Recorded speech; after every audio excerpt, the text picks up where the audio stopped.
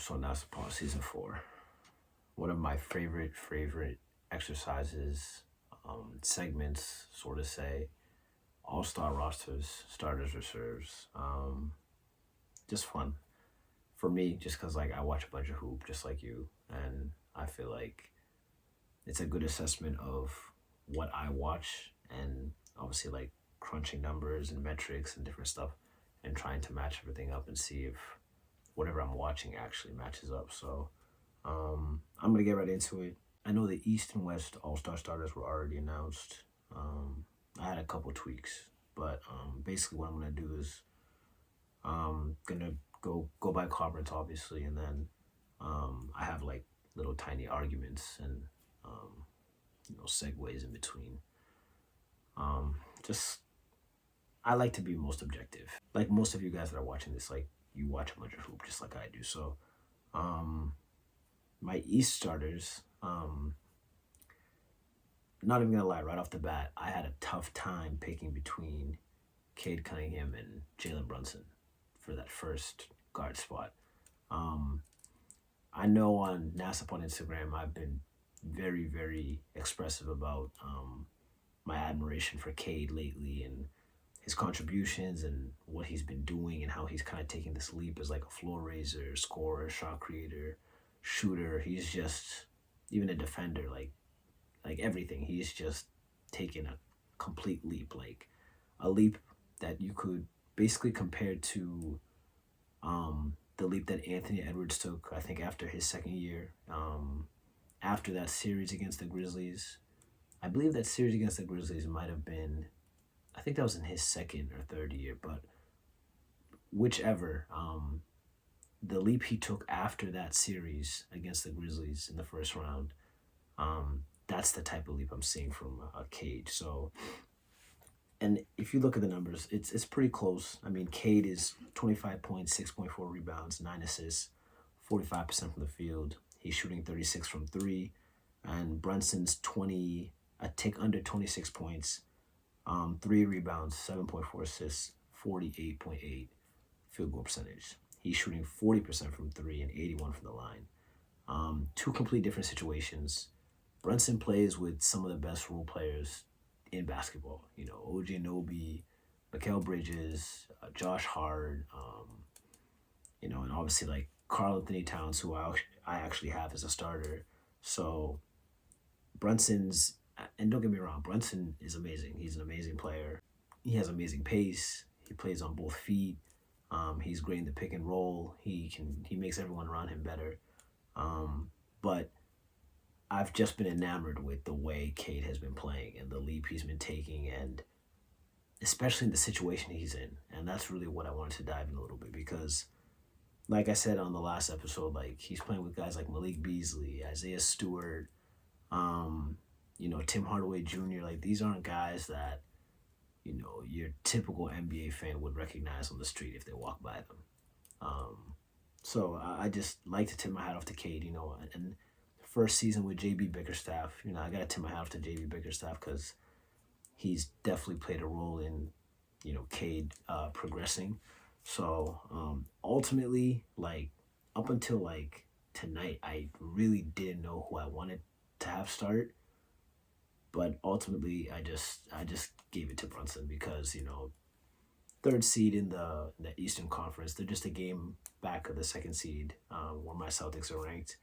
And then just the respect factor. I mean, I've seen what he's done in the playoffs last year, like, with all those injuries and everything. So I give it to Brunson. So my starting lineup in my East, I think everything else was a lock. So my East starters were Jalen Brunson, Donovan Mitchell, Jason Tatum, Giannis Antetokounmpo, and Karl Anthony Towns. Pretty easy. The tricky part with the East was basically the rest of the reserves. So I just counted 5. So those are 5 starters. It's 12 per team, so there's 7 spots left. I'm pretty sure technically the NBA, I should have looked this up, but I believe they do 2 front court, 2 back court, and then I think 2 flexes or 3 flexes. But I mean, honestly, if you look at like all NBA, they made it positionless. So the way I see it, if you're gonna make the all NBA positionless, you might as well make the reserves positionless. So for the East and West reserves, I didn't even take position into account. I just said, okay, let me just pick the next seven best guys. So after my East starters, I had four locks: Darius Garland, Jaylen Brown, LaMelo Ball, and Damian Lillard. I don't think there's really much arguments for any of those guys. I mean, I'm not gonna spend too much time with those. I mean, Darius Garland, career year on a historic Cavs team. Yeah, I don't really need to say much about the Cavs. I think they deserve to have at least two All Stars. Evan Mobley, I thought had a say, but having three All Stars in this era of basketball is just really, really difficult. You could probably get away with it back in like 2016, 2017, but no, 2024, 2025, when you're picking just 12 guys from a conference, especially with as deep as this league is, it's tricky to pick three guys. So Mobley didn't crack the team, but he definitely was in the conversation. So, like I said, Garland, Jaylen Brown, second best guy on the Celtics, swept all the awards last year. I know we're not really going to, look back at last year. It's really about this year. His having a kind of a down shooting year, but from a competitive factor, like it's still there. I know his shot isn't falling. His three balls down to like 32 and 33%. He's had some moments where people feel like he's playing hero ball, or I don't know. I feel like he's taken too much backlash for a guy of his caliber. I mean, the guy just won Finals MVP, felt slighted about the Olympics, and I actually have been pretty outspoken. With the Celtics struggles, I actually think that he necessarily shouldn't get a pass because guys like Derek White, Drew, Tatum, like they spent the majority of their summer prepping for the Olympics, being in the Olympics, and he got to really stay home and train. But I mean, they're still second in the East, and they're gonna be fine. There's peaks and valleys in this, and like I said, it's just really, really hard to defend your title, especially in this 3-point era where it's a copycat league. People, basically copy plays and personnel and stuff like that. So, and also my last thing with Jaylen Brown, if you look at all the East guards, I think I'd say he's the best defending All Star guard. I mean, I know he's a forward, but he's amongst all the guards. I mean, Jaylen Brown's really a two. He plays the three, but he's really a two. But if you look at all the All Star guards, like Cade, Brunson, Mitchell, Garland, Levine, Trae Young, Damian Lillard, Tyrese Maxey, Halliburton, Tyler Hero, I think it's clear cut that Jaylen's the best defender of the bunch. So I felt like that had to matter too. LaMelo Ball, I don't have to say too much. I know he tweaked his ankles last week, so it might not even matter. He might not even partake. We're not really sure what the severity is, but top 5 in scoring. I know people have been on him about garbage time points and stuff, but I mean that Hornets team, like it's just like, well, what should the guy do? You know what I mean? He's been putting up numbers all year. I'm pretty sure early on, I want to say like the first like month and a half, he was attempting like 11, 12 threes a night, and he was shooting at like a high clip, like a very efficient clip. But yeah, he's similar to Cade in a way. I mean, yeah, similar to Cade, he's taken like a half step in terms of a leap. I don't want to say he's a completely different player like Cade. I think Cade has actually like climbed a whole tier. I don't know if I want to say the same thing for LaMelo, but the numbers for LaMelo, like they back him up. Like he's a top 5, top 6 scorer right now in the league by points per game average, and he's all the Hornets have. To be honest, I mean Brandon Miller just got a season-ending injury to his wrist, so it's all Ball right now. I thought he was an easy lock, and then I had Damian Lillard, who second best guy on a Bucks team that's turned it around this year.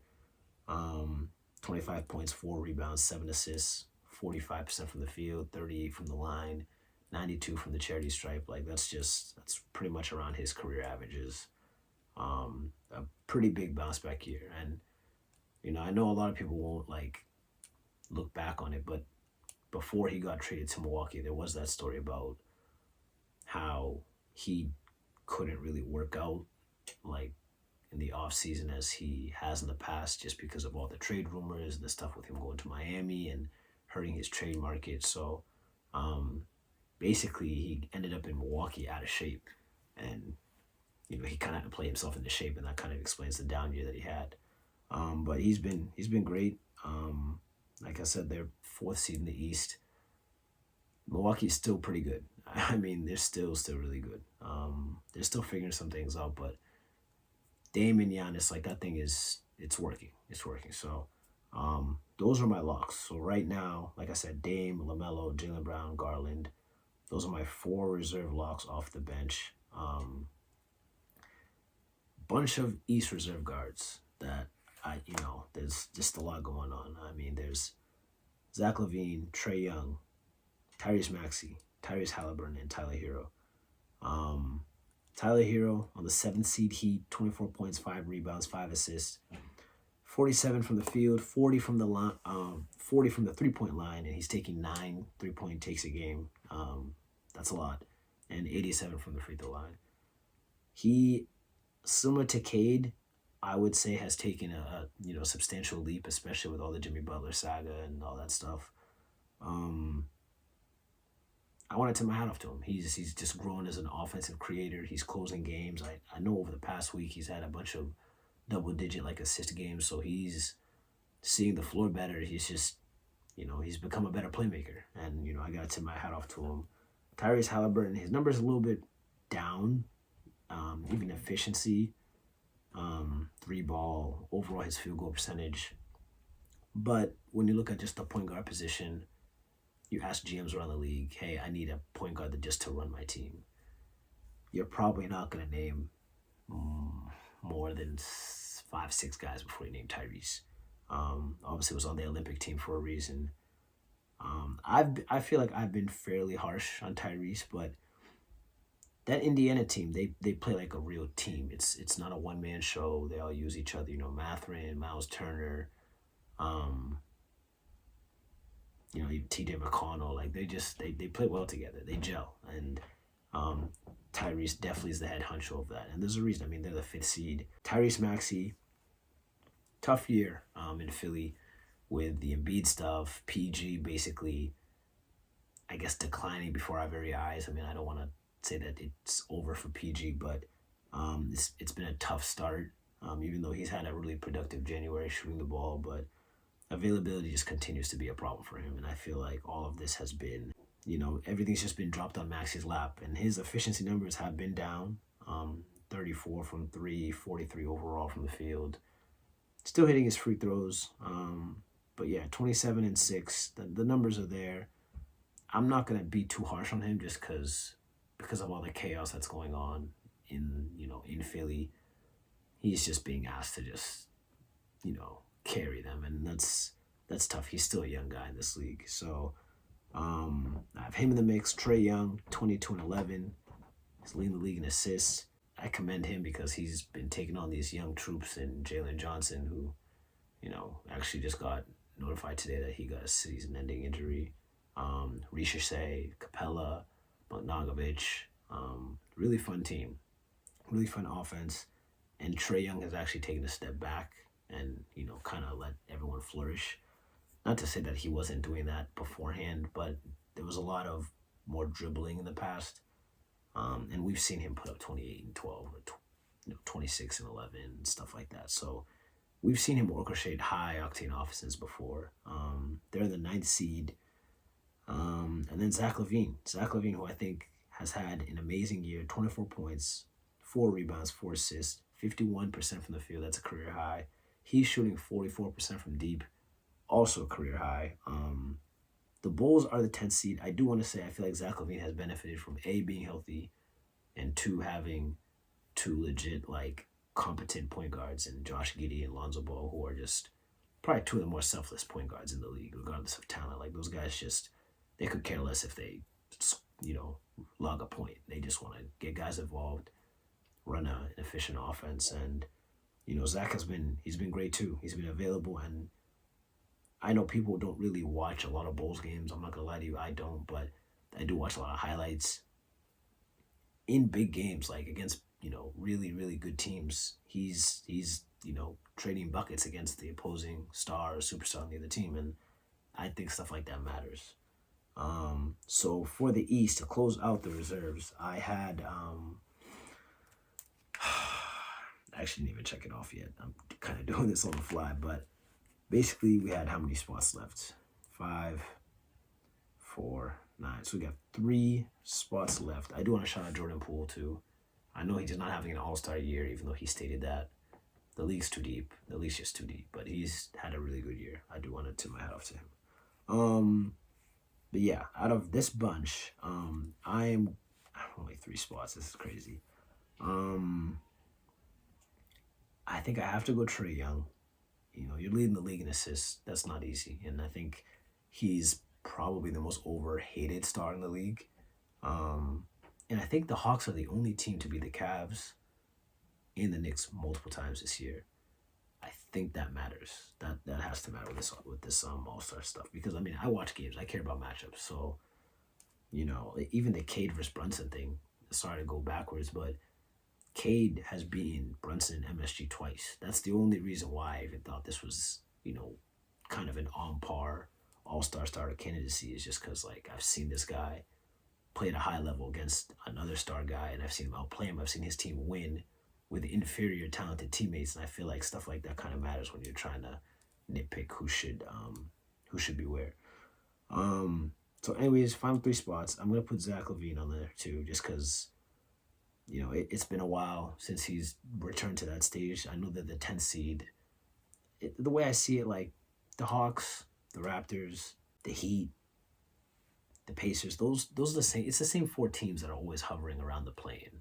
Anywhere from 6 to 11, it's the same 5-6 teams. So I didn't want to nitpick seeding, but I'm definitely gonna go Trae Young. I'm definitely gonna go Zach LaVine, and lastly, I'm gonna go Tyrese Halliburton. The one who really takes the tough cut is Tyler Hero, because the Jimmy Butler stuff, I feel for him. And he's been great. He's really been good all year. Really consistent. It's tough. That's how deep the league is. So for those 3 spots, Zach LaVine, Trae Young, and Tyrese Halliburton. Tyrese Maxey, he's been really hot as of late. I know he just gave the Lakers 41 the other night, but man, it's just a deep league. I don't know how many times I'm gonna repeat that. There's just so much talent. I think I said this a couple years ago, that this is the deepest. We're in the golden era of. I actually had said point guards, but I think we're in the golden era of just guards itself. Guys like Bradley Beal, who I still think is a talented scorer in this league. People talk about him like he's 35 years old. Guys a couple years removed from making an All-NBA team, and now he's just tossed in trade rumors left and right. It's crazy. It's nuts. But that's my East reserve team. So my Eastern Conference starters. Actually, hold on. Did I miscount? 1, 2, 3, 4, 5, 6, 7, 8, 9, 10, 11, 12. Oh my God, I miscounted. So actually, I have to pick between Zach LaVine, Trae Young, and Tyrese Halliburton. Oh my God, that's nuts. Wow. I'm leaving Zach. I just feel like he's just been too good. He's been too good. And the Bulls they're the 10th seed, but they've been competitive, and they compete against any team in the league. If you really watch, they do compete. I know they just lost to the Celtics by 22, but they when they're on, when they're healthy, they can compete. Shout out to Lonzo too. Lonzo's been looking really good. Glad to see his legs back, see him running and orchestrating offenses. That's it's really refreshing as an NBA fan. Damn, that's crazy. I had Zach LaVine, Trae Young, and Tyrese Halliburton. I promise I didn't plan this. I really did not plan this. I have no idea who I'm going to select. God,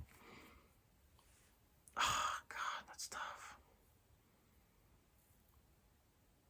Am I gonna snub Trae Young? He's leading the league in assists. I think I'm just gonna go.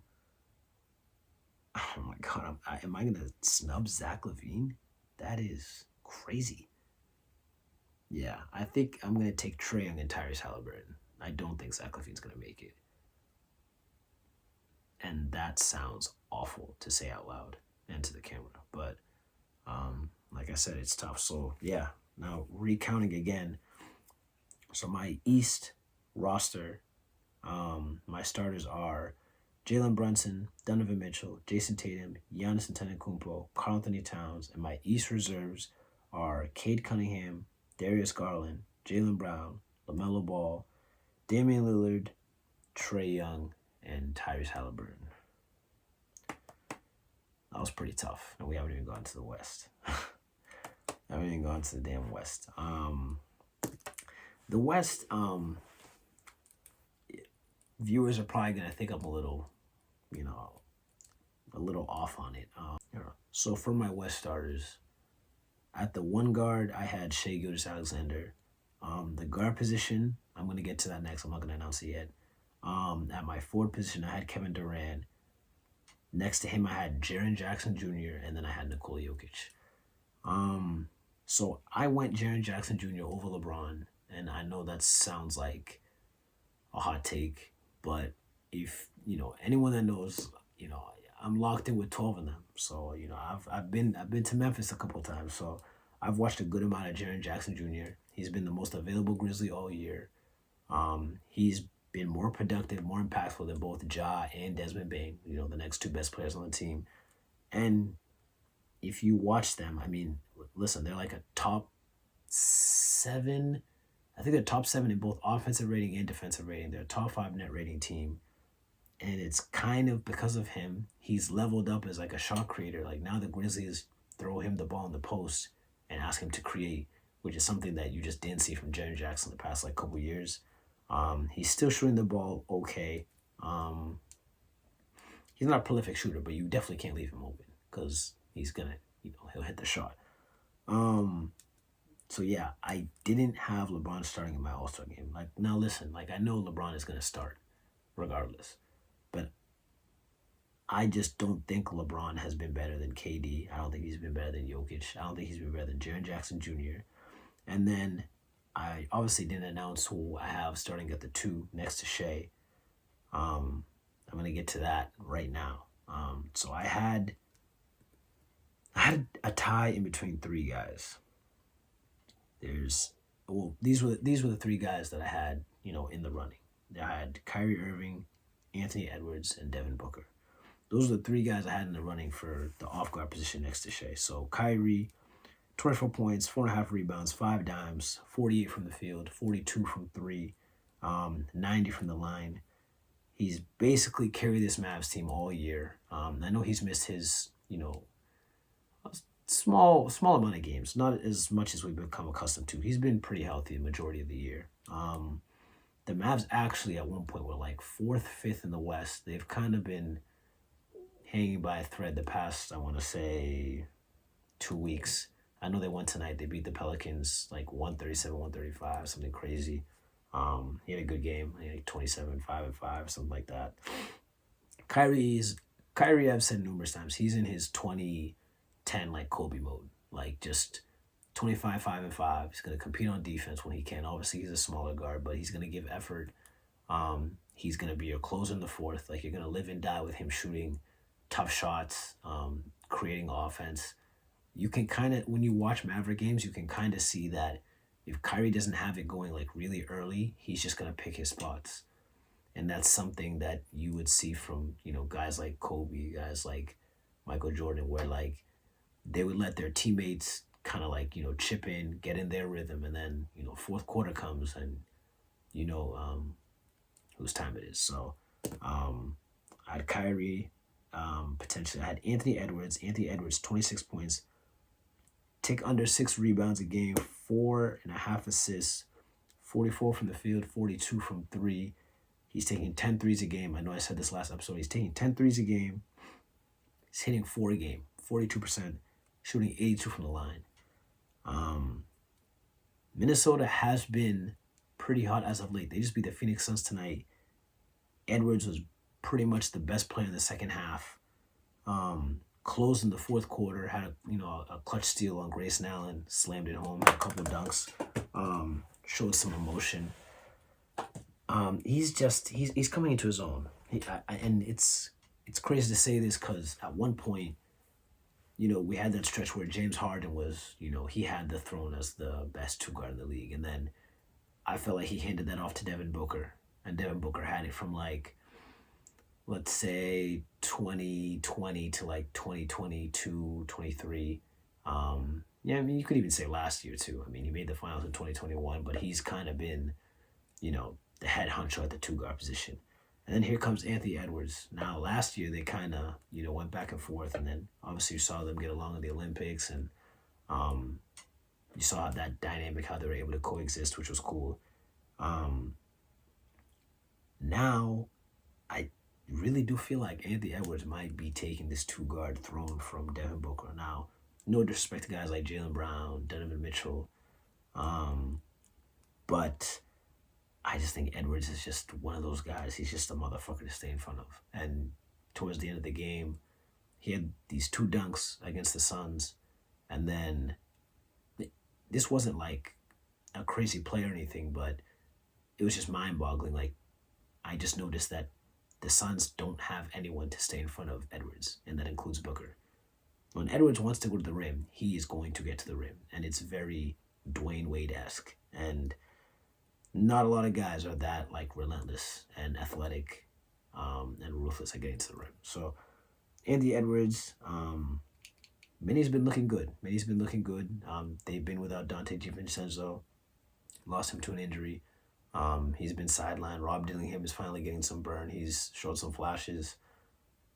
There's not a lot of shot creators on the team.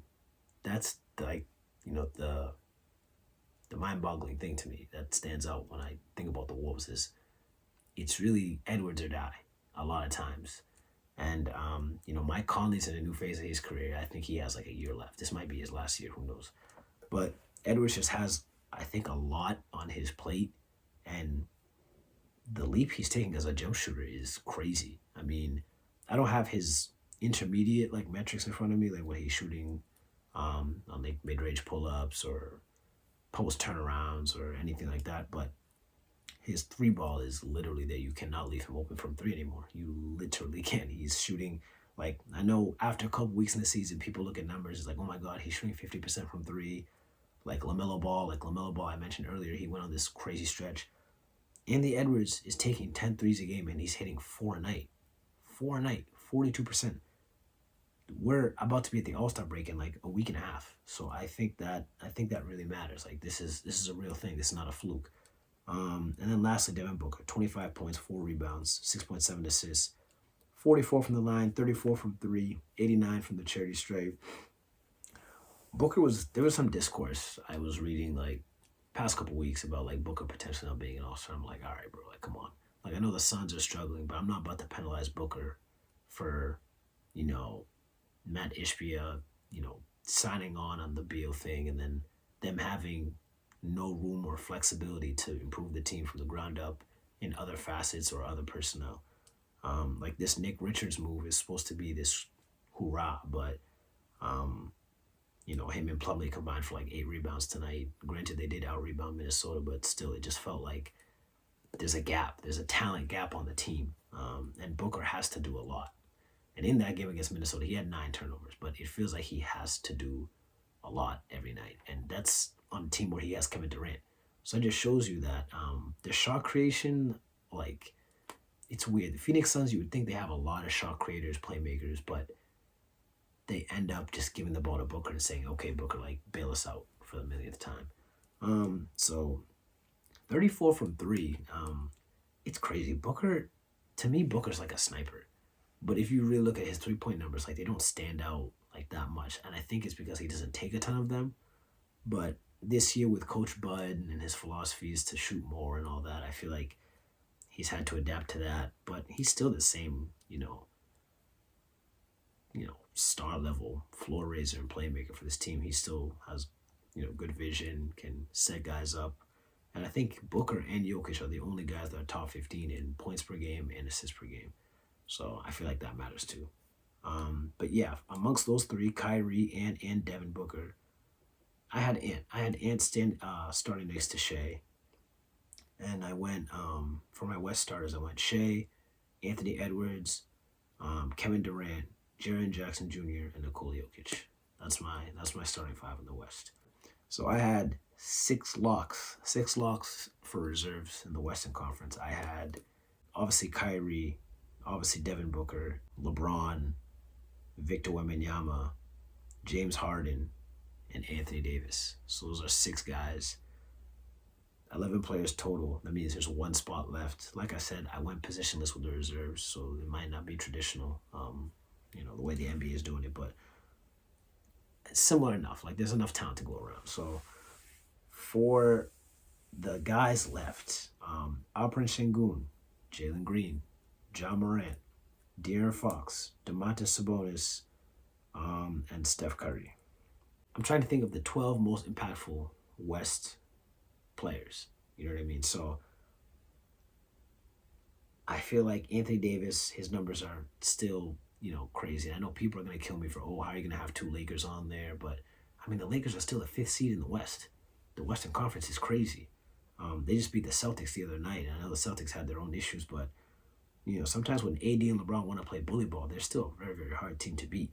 And for their shortcomings, which has been against, the Denver Nuggets, who have been title contenders the past 3 years, they just run into Denver Nuggets every year. So I don't know what the Lakers would look like had they run into a team like Memphis in the first round, which I think actually has happened, but they've won. But you know what I mean? I don't know what their playoff outlook would look like if they didn't have to face Denver until the Western Conference Finals. So I didn't want to penalize LeBron and AD for that. I still think, the Lakers still have two all-star superstar players that are just making a lot of money. It's just hard to build around them because they both make a lot of money. So Anthony Davis, I thought was a lock. James Harden, the Clippers are the 6th seed. He is the only reason why they're there. I mean, shout out to Ballmer, the front office. They got a bunch of defenders. But at the end of the day, this is still the Harden show. Kawhi has missed 95% of the season, so that has to matter. He's a lock. Victor Wembanyama is probably the most prized asset in the league outside Nikola Jokic, I'd say.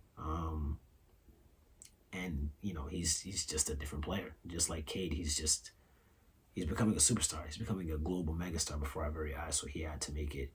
And obviously, Devin Booker and Kyrie already, I was already pleading for their cases to make the team. So that was pretty simple. But yes, these 5 guys, Sengun, Green, Ja Morant, Swiper Fox, Sabonis, and Steph, it's tough. Are the Rockets really going to be the second best team in the West and not have an all-star? I think that sounds really crazy. What's even harder is I can't even pick between Jalen Green and Alperen Sengun. Sengun is 19, 10, and 5. Jalen Green is 21, 4, and 3. 43 from the field, 35 from 3, career high, and 87 from the line. Hits his free throws. Competes on defense. He had a block against Garland in that matchup against the Cavs. He's a competitor. He's growing before our very eyes too. Sadly, I don't think he's gonna make it. And to double down, I don't know if Sengun is gonna make it either. And even crazier, I don't think John Morant's gonna make it either. Because I don't know if I can put 2 Grizzlies on this All-Star team. I already have Jaren Jackson starting. And I hate to say it, but I don't even know if Ja has been better than Desmond Bane. And I'm being completely honest with you, and I watch more Grizzlies games than probably anyone watching this. So I don't think Ja's going to make the All-Star team. I just don't think he's played enough. That's another thing. Shooting 30% from 3, 44 from the field.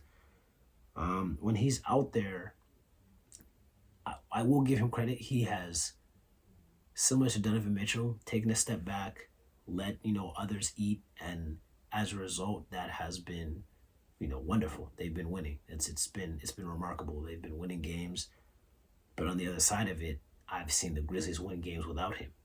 The other night, I think they faced the Spurs.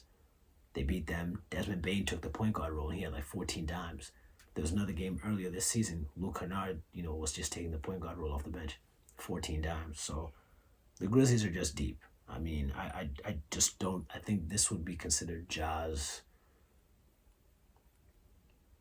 This would have to be considered maybe Ja's worst year since his rookie year. I'd have to say, but at the same time, it's unprecedented for a guy to miss an entire year, come back, play 9 games, then he tears his labrum, out for the entire season, enters the offseason, then you tell him to come back and just hit the ground running. and he's had some performances. And he's been out there when they've been good teams too. But I think the problem with that is there hasn't been enough. It breaks my heart to have John this All-Star team. It really does. Swiper Fox, Domantas Sabonis, 21 points, 14.6 rebounds, and 6.5 assists. The Kings, I believe, are the 9 seed right now. De'Aaron Fox, 25, 5 rebounds, 6 assists, 47 from the field, 32 from 3, and 82 from the line.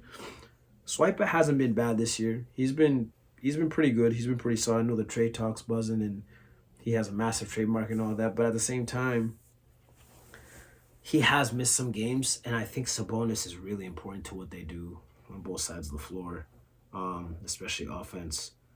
And their two-man game is just great. And I think the reason why I'm not sure who I'd have make it for that last spot is because Swiper Fox and Domantas Sabonis, their dynamic is a lot similar to Şengün and Jalen Green. I mean, Şengün and Sabonis play pretty similar, both considered like baby Jokic's. And then you have these athletes, shot creators like Jalen Green and Swiper Fox just wreaking havoc at the rim.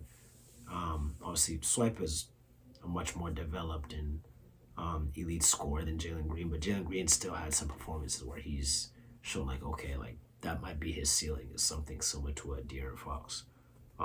Prolific athlete that just develops as a 3-level scorer. So it's tough. And then last I have Steph Curry, 22 points, 4 rebounds, 6 assists. I have to give it to Steph. Steph just has to make this team. He just has to. It's Steph Curry. And I feel like I'm the most honest Steph Curry person.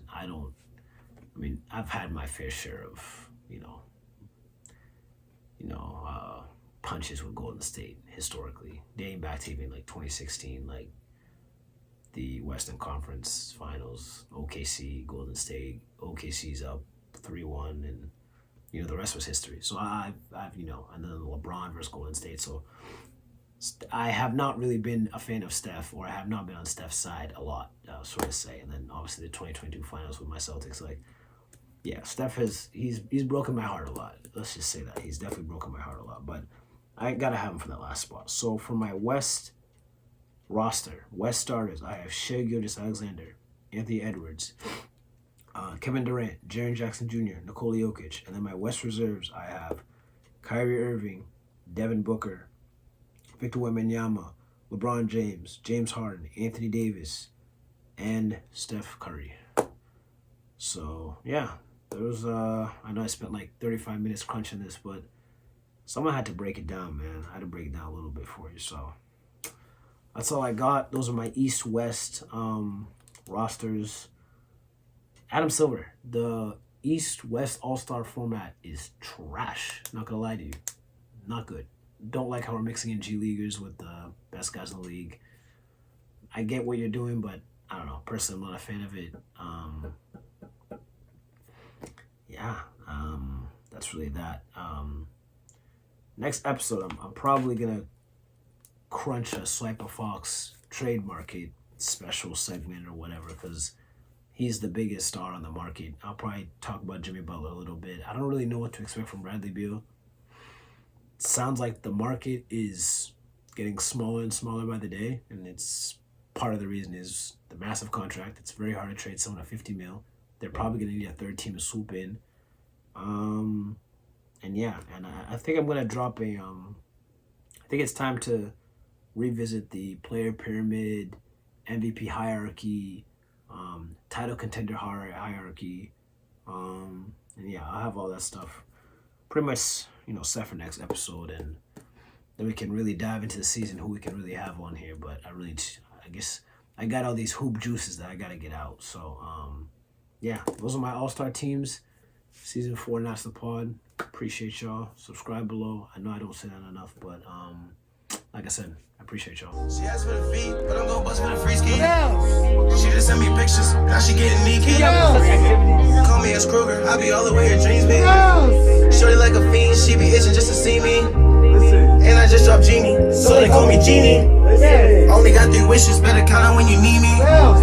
Started on Insta, now you see me on the TV. Now you tell me you love me, but you both posted with the G's be.